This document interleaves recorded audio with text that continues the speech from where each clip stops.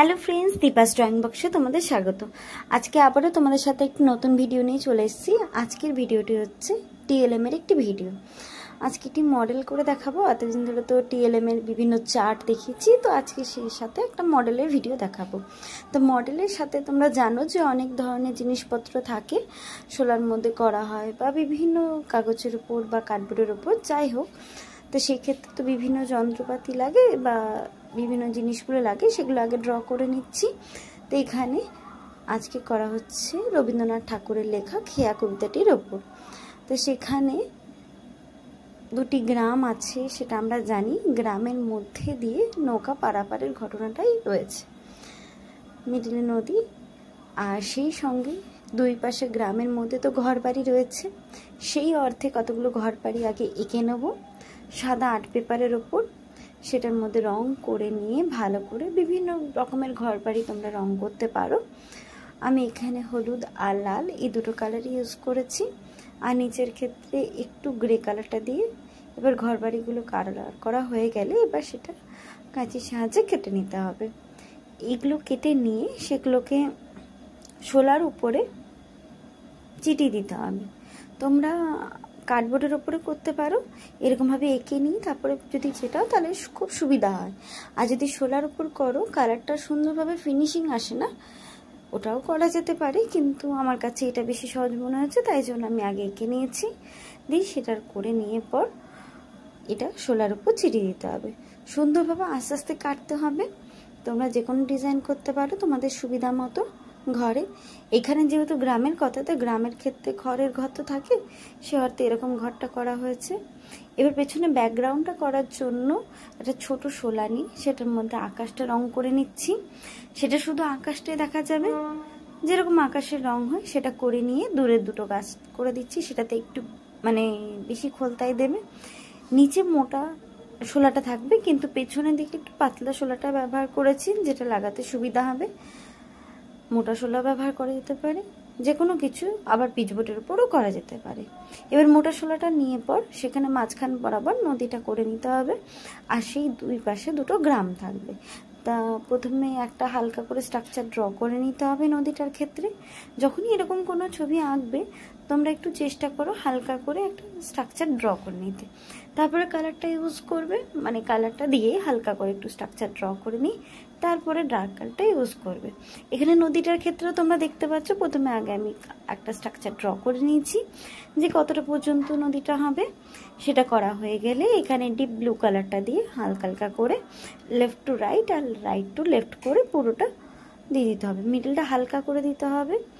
এখানে রাউন্ডের 6 ব্রাশটা ইউজ করেছি, এক্ষেত্রে ফ্ল্যাট ব্রাশও ইউজ করে সেমভাবে শেপ দেওয়া যেতে পারে, কিন্তু চেষ্টা করবে সাইডের বর্ডার লাইনগুলো সেখানগুলো একটু বেশি করে ডার্ক আর একটু কম জল নেওয়ার ব্যবস্থা করবে, তাহলে এই যে ডিটেলিংটা আসছে সেটা আসবে। যদি জল দিতেও তাহলে আসবে না। এরকমভাবে আস্তে আস্তে দেখো পুরো নদীটাই করা হয়ে গেছে। আস্তে আস্তে সেটার মধ্যে একটু করে যেখানে যেখানে একটু করে সাদা লাগবে আর একটু কিছু কিছু জায়গায় স্কাই ব্লু, এইভাবে পুরোটাতে কিন্তু ফিল করে নিতে হবে। আস্তে আস্তে করে দেখো পুরোটাতে কিন্তু মিডলটাতে কিন্তু দেওয়া হয়নি, একটু সাদা রাখা হয়েছে। আর দুই পাশে গ্রামের অর্থে সেখানে একটু লেমন ইয়েলো আর গ্রিন এইসব ধরনের যেসব কালারগুলো হয়ে থাকে সেই কালারগুলো ব্যবহার করছি। এরকম যে কোনো ধরনের তোমরা মডেলের উপর কাজ করতে গেলে একটা শোলা নেবে, শোলার উপর করবে, বেশি ভালো সুন্দরভাবে একদম ডিটেলিংয়ে হবে। আসলে শোলাটার উপর রাখলে সে জিনিসটা একটু মোটাও হয় আর ভারীটাও হয় না। তোমরা সেক্ষেত্রে অনেক সময় ঘর বাড়িগুলো মাটিরও করতে পারো। মাটির হয়ে গেলে কি হয়, একটু বেশি ভারী হয়ে যায়, আর শোলাটা নিলে একটু হালকা হয়। সেটা ক্যারি করা হয়তো একটু ডিফিকাল্ট হয়, ঠিক আছে, হাওয়ার জন্য, কিন্তু তাহলেও কিন্তু এটা সুবিধা, চটজলদি হয়ে যাবে। আর মাটির করতে গেলে তোমাদের প্রচণ্ড পরিমাণ টাইম নষ্ট, তার ক্ষেত্রে তোমরা শোলা এরকমভাবে ব্যবহার করে নিতে পারো। দেখো লেমন ইয়েলোটা দিয়ে পর লাইট গ্রিনটা দিয়ে দিয়েছি। এবার ঘরগুলো হয়ে গেলে এবার তার সাথে তো গাছ তো করতেই হবে, সে হয়তো কতগুলো গাছেও সেমভাবে কালার করে আমরা করে নেবো। গ্রামে যেরকম ঘর বাড়ি থাকে সেরকম গাছপালাও তো থাকে, সেই গাছটার ক্ষেত্রেও তোমরা বিভিন্ন ধরনের গাছ দিতে পারো। এখানে নর্মাল কয়েকটা গাছ দিয়েছি, তো সেমভাবে সেম শেপে আগে ব্রাউন ব্ল্যাক দিয়ে কালারটা করে নিয়ে, আর এখানে কিন্তু হোয়াইট আর্ট পেপারের উপরে এঁকেছি, তোমরা ভালো করে দেখলে বুঝতে পারবে। আর গাছটা তো সেম একটা স্ট্রাকচার করে নিই, কেন কি যখন আমরা ছোলাটা চেটাবো তখন কিন্তু স্ট্রাকচারটার উপর কেটে আমরা চেটাবো, সেই জন্য শেপটা করা। নাহলে আমি সাধারণত বলে থাকি যে গাছের কোনো শেপ হয় না, আমরা শেপ ছাড়াই আমরা কিন্তু করি, কিন্তু যেহেতু এখানে আমাদেরকে কেটে চেতাতে হবে সেই অর্থে ওরকম করলে হবে না। এভাবে সব কটা হয়ে গেছে, নৌকাও করা হয়ে গেছে।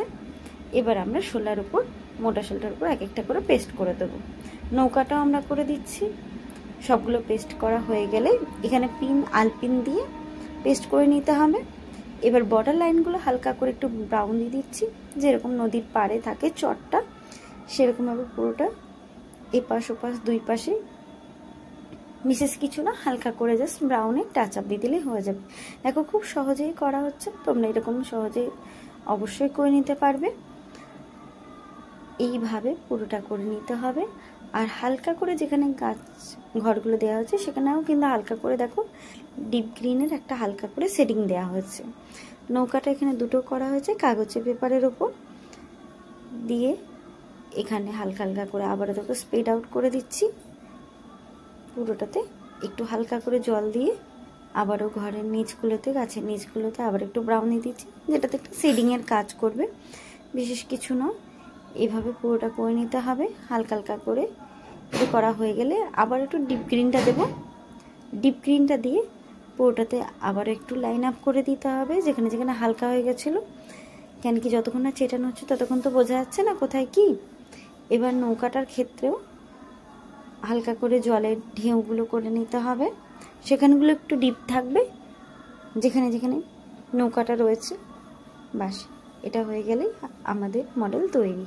এভাবে তোমরা সহজে যে কোনো মডেল তৈরি করে নিতে পারো। যদি ভালো লেগে থাকে তাহলে ভিডিওটি লাইক, কমেন্ট ও শেয়ার করবেন, এবং এমনই আরো সুন্দর ভিডিও পেতে হলে চ্যানেলটি সাবস্ক্রাইব করে পাশে থাকা বেল আইকনে অল অপশনটি সিলেক্ট করে দেবেন।